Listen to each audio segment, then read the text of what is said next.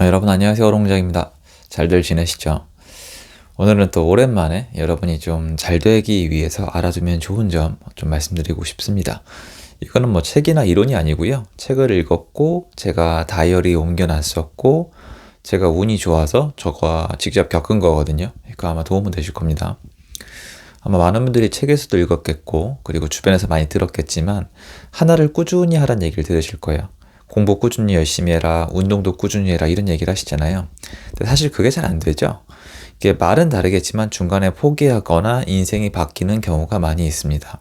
왜냐면 사실은 이게 경험이 있거나 어느 정도 좀 이렇게 결과물이 있어야 되는데 손에 안 잡힐 때는 사람이 지치죠. 저는 100% 이해하고요. 근데 여러분이 생각해 보시면은 요새 와서도 지금 그런 현상들을 많이 보실 수가 있을 거예요. 들으시면은 오해하기도 좋고 그리고 다른 생각하실 분들도 많은 거 알아요. 그런데 아마 지금 경험이 있는 분들은 아마 좀 이해를 해주실 거예요. 지금 부동산 시장이 많이 변하죠. 주식 시장도 많이 변해요. 여러분 요새 뭐 미국에서 이제 빅스텝 얘기 나오고 있고 그리고 코스피 코스닥도 변동폭이 심하고 비트코인도 이제 폭락을 일단 멈췄죠. 비트코인 같은 경우에 생각해 보시면 지난 2년 동안의 변동폭을 비하면은 물론 지금도 뭐 잡코인은 많이 움직이지만 최근 들어서의 움직임은 예전과는 비교가 안 되죠. 자, 이렇게 변동성이 줄어들면 그리고 부동산도 올라가거나 내려가는 걸 멈추거나 거래가 안 되면 주식도 올라가지 않고 내려가게 되면 어떤 현상이 일어날까요? 이거는 여러분도 인정하고 저도 인정하는 부분이에요. 참여자가 급격히 줄어듭니다. 여러분 혹시 김연아 선수 아시죠? 한국의 자랑이잖아요. 김연아 선수 이후로 피겨스케이팅을 배우고 싶은 사람이 늘었을까요? 줄었을까요? 박태환 선수 이후로 수영장에 사람들 수강이 늘었을까요? 줄었을까요? 부동산 상승장 이후로 저 같은 사람들이 늘었을까요? 줄었을까요? 부동산 유튜브 크리에이터요. 아니면 부동산 뭐 강사요. 부동산 관련 책이요. 여러분 얼마 전까지 주식 관련 책이 베스트셀러를 다 독차지했던 시기가 있는 거 혹시 기억하세요? 부동산도 마찬가지였습니다. 하고 싶은 얘기가 뭘까요? 사람들은 대세를 따라갑니다. 대세를 따라간다는 건 참여하는 사람들이 늘어난다는 거고 참여하는 사람들이 늘어난다는 건 그 시장에 돈이 쏠린다는 거예요. 하지만 대부분의 사람들은 이 현상을 겪지 못합니다. 왜 그러냐면 이거는 그 자산시장에 직접 참여하는 사람들만 체감이 가능해요. 여러분이 회사 안에 갇혀 있으면 그냥 그때 바쁘기만 하고 체감이 안 돼요. 사람은 꿀을 찍어 먹어봐야 달다고 느껴요. 그리고 나서 그 다음부터 꿀을 찾아요. 꿀이 달다고 알려줘도 꿀을 찾아 나서진 않아요. 무슨 말이냐면 여러분 회사가 만약에 자동차 회사예요. 자동차 회사인데 자동차 값이 올라가고 수급이 안 맞아서 너무 잘 팔려요. 그러면 회사는 매출이 늘던 줄던 확 몰린단 말이에요. 왜냐면 차가 앞으로 이 출고가 안 된다 그러면 사람들이 막 달려들어서 살아요. 그리고 중고차 시장도 막 사람들이 달려들어요. 그런데 직원들은 어떻죠? 그쵸. 직원들은 바빠질 뿐이에요. 그런데 월급은 그대로죠. 좀 좋은 회사는 인센티브는 더 주겠죠. 자, 여러분 지금 부동산 시장도 그렇고 주식도 그렇고 많은 분야에서 참여를 하시다가 요새 좀 뜸하지 않으세요? 어떠세요? 근데 저를 보세요. 제가 뜸해 보이세요? 그러니까 여러분 이게 제가 잘해서 그런 게 아니라 저는 부동산 시장에 관련돼서 일을 하고 있는데 계속 감지를 하고 공부를 하면서 매매 시장이 세금 때문에 이게 뭐 이건 인정을 해야 돼요. 예전에 만약에 거래를 100을 했으면 100에서 50, 50에서 25, 25에서 15 이렇게 줄여야 돼요. 왜 줄여야 되냐면 줄여도 벌크가 똑같아요. 무슨 말이냐면은 제가 예전에 100건을 해야 되는 돈이었으면은 지금은 10건밖에 못 해요.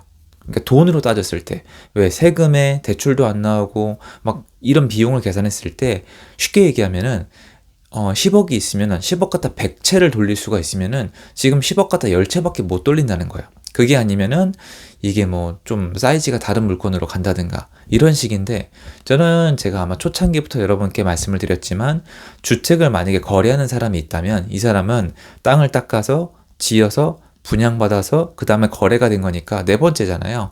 위로 올라가고 싶다고 말씀드렸잖아요. 그러니까 지어도 보고 땅도 다져보고 이렇게 해보고 싶다는 거예요. 공급자로서. 왜냐면 내가 책에서 배운 게 그거니까. 그래서 저는 지금 건축까지 하고 있는 거예요. 그래서 자금을 가지고 제가 할 수 있는 영역을 바꿔나가는 건데 사실 제가 하는 영역은 똑같이 뭐예요? 부동산이에요. 결국 물론 다른 영역도 하는데 다른 영역을 할 때는 레버리지라고 표현하는 게 좋겠죠. 제가 그동안 만들어 온 인맥이나 제가 어떤 제 능력을 나눠주면서 다른 분들의 도움을 받거나 새로 배우거나 아니면 안전장치를 하고 간단 말이에요. 이렇게 넓혀 나가는 건데 제가 수업 시간에도 많이 말씀을 드렸지만 레버리지를 쓸 수 있는 가장 좋은 방법은 남들이 나를 탐나게끔 내 분야 하나를 일단 만드는 거예요. 내 분야를 만든다는 건 어디 가서 잘한다고 자랑하는 게 아니라 돈을 실제로 찍어내야 돼요. 내가 내 분야에서 내가 돈을 만들 수 있으면 그걸로 직원도 쓸 수 있고 사람들이 와서 다른 일을 같이 해볼 수도 있어요.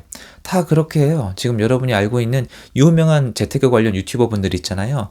들어가 보시면 영역을 넓히고 있어요. 막 예를 들어 뭐 저기 식당도 하시고 아니면은 뭐 책도 내시고 기타 등등 되게 많이 하세요. 그게 무슨 말이냐면 레버리지가 되는 거예요. 근데 대부분의 분들이 자신의 컨텐츠나 자신의 영역 없이 내가 돈을 찍어낼 수 있는 능력 없이 자꾸 여러 가지를 하려고 하시거든요.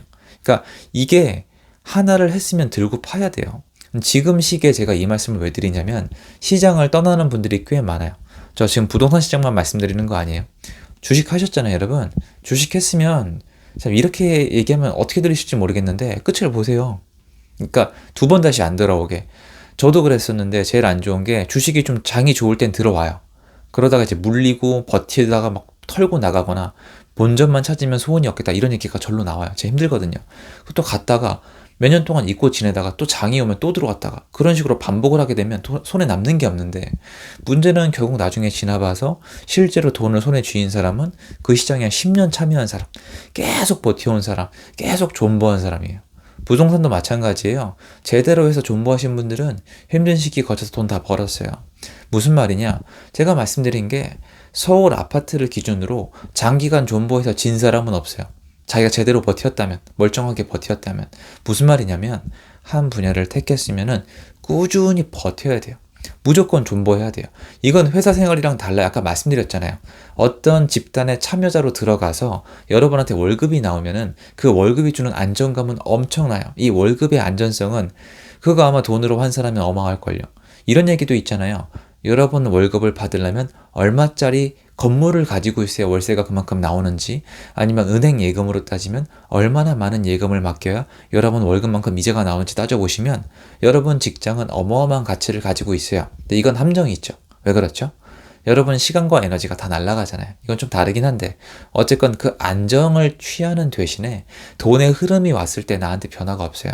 문제는 뭐냐면 여러분 회사도 맨날 좋은 게 아니에요. 국가도 맨날 좋은 게 아니에요. 공무원분들 말씀드리는 거예요.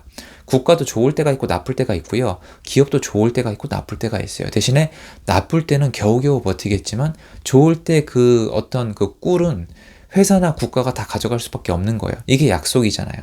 그런데 여러분이 밖에 나왔어요. 그래서 제일 힘든 게 내 사업이나 내 투자하는데 안 좋을 때가 제일 힘들어요.